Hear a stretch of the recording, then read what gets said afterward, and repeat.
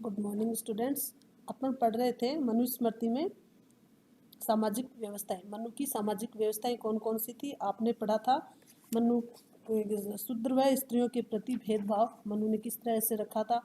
मनु ने स्त्रियों के बारे में ये कहा है कि स्त्रियों को चार दीवारी के अंदर उनको क्या प्रसन्न रखा जाए, लेकिन इनको अकेला नहीं छोड़ा जाए। तीनों अवस्था के अंदर स्त्री को पुरुष का सहयोग बताया है। बाल अवस्था में पुत्र पिता के, और युवावस्था में पति तथा वृद्धावस्था में पुत्र के अधीन रह के अपना जीवन यापन करेगी। यदि स्त्री अपना जीवन अकेली रह के निर्वाह कर रही है तो उसको क्या मानता है, मनु का कहना है कि सॉरी, उस महिला को परिवार से वंचित रखना और उस महिला को दूषित मानता है। लेकिन ये भी मनु का कहना है कि चार दीवारी में महिला को अच्छा खिलाओ, अच्छा पहनाओ, सोना चांदी अच्छे से तरह से रखो और उनका मान सम्मान करो। जिस घर में स्त्री की पूजा, जिस घर में स्त्री का मान सम्मान नहीं होता है वहाँ देवताओं का निवास नहीं होता है। तो इसलिए कल अपन ने पढ़ा था स्त्रियों के बारे में, आज अपन पढ़ रहे हैं आश्रम व्यवस्था। यानी मनुस्मृति में आश्रम बताए गए हैं। कौन कौन से चार आश्रम थे, वो ब्रह्मचर्य आश्रम, गृहस्थ आश्रम, वान आश्रम और संन्यास आश्रम।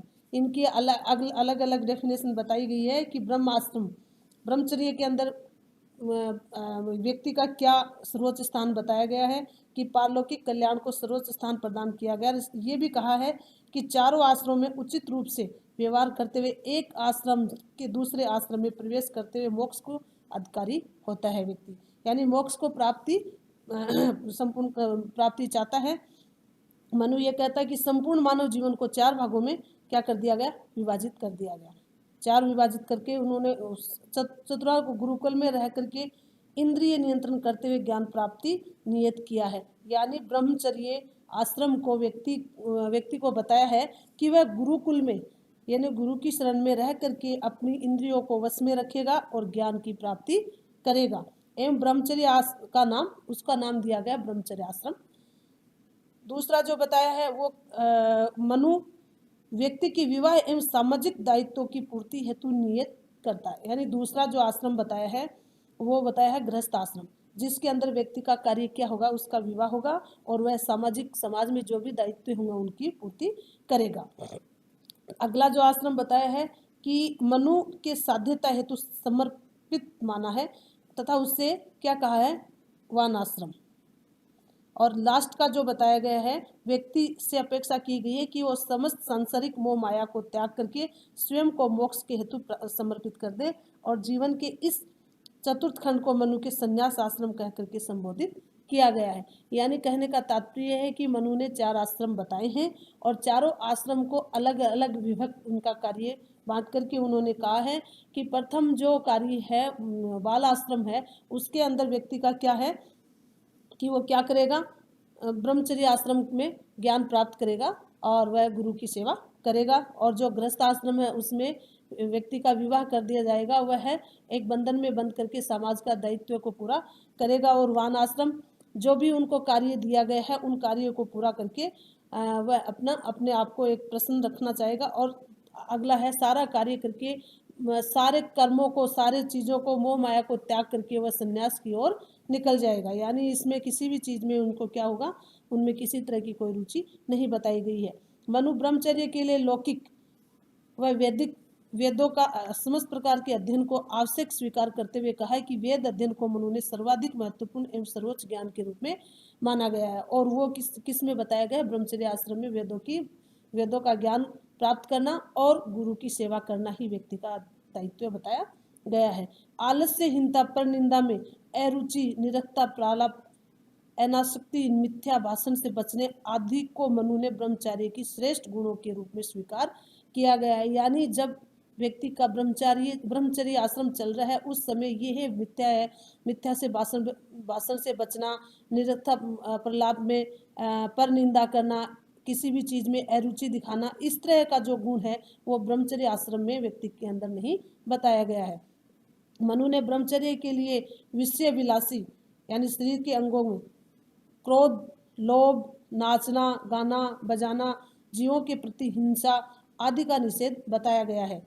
मनु ने ब्रह्मचर्य व्रत के पालन हेतु इंद्रिया दमन करते हुए तपोवर्धि के लिए नित्य देवता ऋषियों पितरों का अर्पण, देवताओं का पूजन एवं प्रातः एवं सायंकाल हवन आवश्यक माना गया है। यानी ब्रह्मचर्य के अंदर व्यक्ति को इस तरह का कार्य ये मनु ने बताया है कि वह किसी प्रकार से किसी व्यक्ति की निंदा नहीं करे, किसी भी प्रकार से मिथ्या भाषण से बचें और किसी भी मतलब तरह से कि अपनी बॉडी के अंदर कोई भी आलस्य का कोई ऐसा वो अनुभव नहीं प्राप्त करें और वह निडर होकर हर कार्य को करे और वेदों का ज्ञान संपूर्ण रूप से प्राप्त करें।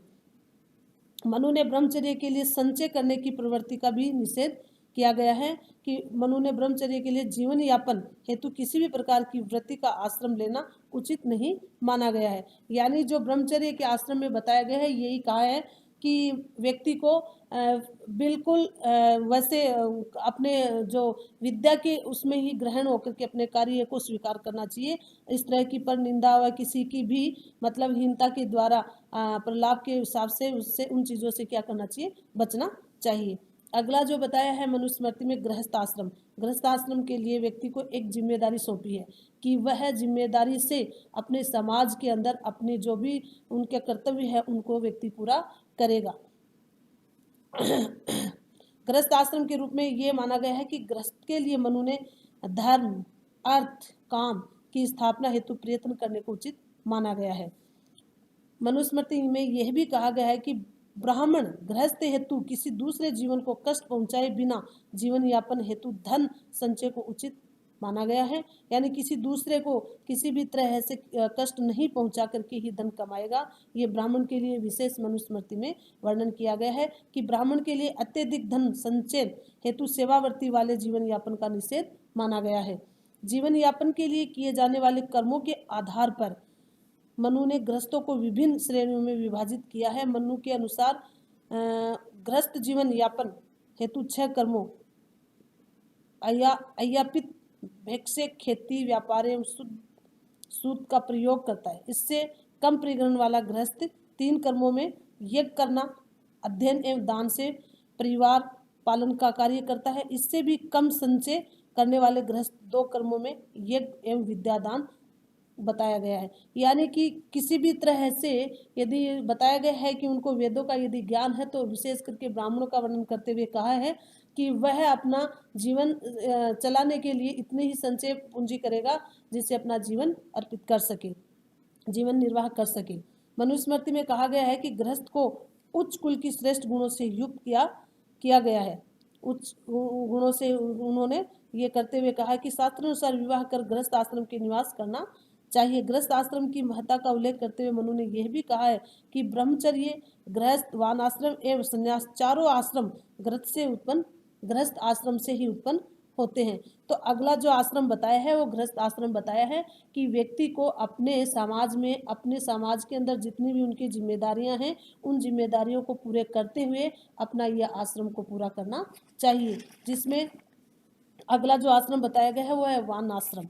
यानी कि उच्च आयु के प्राप्त कर लेने पर ये 2 आश्रम व्यक्ति मनु ने मनुस्मृति में बताया है कि आपका ब्रह्मचर्य आश्रम और गृहस्थ आश्रम 2 आश्रम होने के बाद में आपकी आयु भी उच्च हो जाती है। तो उच्च आयु के प्राप्त करने से जीवन के सांसारिक लक्ष्यों के प्राप्ति के पश्चात मनु ने उनके लिए वान आश्रम का विधान भी बैठाया गया है कि मनु के अनुसार वान आश्रम प्रविष्ट हो रहे व्यक्ति को संपत्ति ग्रह ग्राम भोजन आदि को त्याग कर पत्नी के साथ कहाँ चला जाना चाहिए, वागमन में चला जाना चाहिए। मान अपमान शीत दुख सुख आदि द्वंद्वों का सामना करते हुए वह सबके प्रति क्या रखे, मित्र भाव की दया रखनी चाहिए। वान आश्रम हेतु मनुस्मृति में इंद्रिय नियंत्रण अतिथि सत्कार दानशीलता आदि का आवश्यक माना गया है। ये भी कहा है कि वानप्रस्थी द्वारा जीवन यापन के लिए कंदमूल फलों का सेवन कर एवं कठोर तपस्या द्वारा शरीर को क्षीण कर देना उचित माना गया है। यानी इस तरह से आश्रमों को बनाया गया है कि जिससे व्यक्ति को वास्तव में ये है कि भाई मैं इस तरह के कि कंदमूल खा करके अपना जीवन यापन करोगे उस समय आपको अन्न भी त्याग देना है, जिससे क्या है कि क्षीण कर देना उचित माना गया है। किसको, शरीर को क्षीण कर देना ही उचित बताया गया है। वानाश्रम को ब्रह्मा की प्राप्ति के हेतु उपनिषद एवं वेदों के कथित वचनों का अभ्यास भी कहा गया है। संन्यास आश्रम में बताया गया है कि मानव जीवन का जो लास्ट जो चरण होता है, अंतिम चरण बताया गया है, वो संन्यास आश्रम के रूप में ही स्वीकार किया गया है। और वो क्या है कि संन्यास में प्रवेश करने से पूर्व व्यक्ति को अनिवार्य रूप से देव ऋण, ऋषि ऋण एवं पितृ ऋण से मुक्त हो जाना चाहिए, अन्यथा वह नरकगामी होता है। ठीक है। मनु का ये भी बताया गया है कि मनुस्मृति में कि विधि पूर्वक अध्ययन एवं पुत्र प्राप्ति के पश्चात ही संन्यास आश्रम के माध्यम मोक्ष प्राप्ति को संभव हो सकता है। यानी पुत्र की प्राप्ति होना भी अति आवश्यक बताया गया है, तभी उस व्यक्ति का क्या है, संन्यास आश्रम का माध्यम बताया गया है। संन्यास के लिए ग्रह, सांसारिक सुख, शरीर आदि के मोह का निषेध किया गया है। ये भी कहा गया है कि सन्यासी को किसी के साथ वैर भाव नहीं रखना चाहिए और किसी का भी अपमान नहीं करना चाहिए। तो इस तरह से जो मनु ने मनुस्मृति के अंदर आपने पढ़ा है, 4 व्यक्ति के 4 जो आश्रम बताए गए हैं, उन चारों आश्रम को किस तरह से पार करके व्यक्ति अपना जीवन निर्वाह करता है।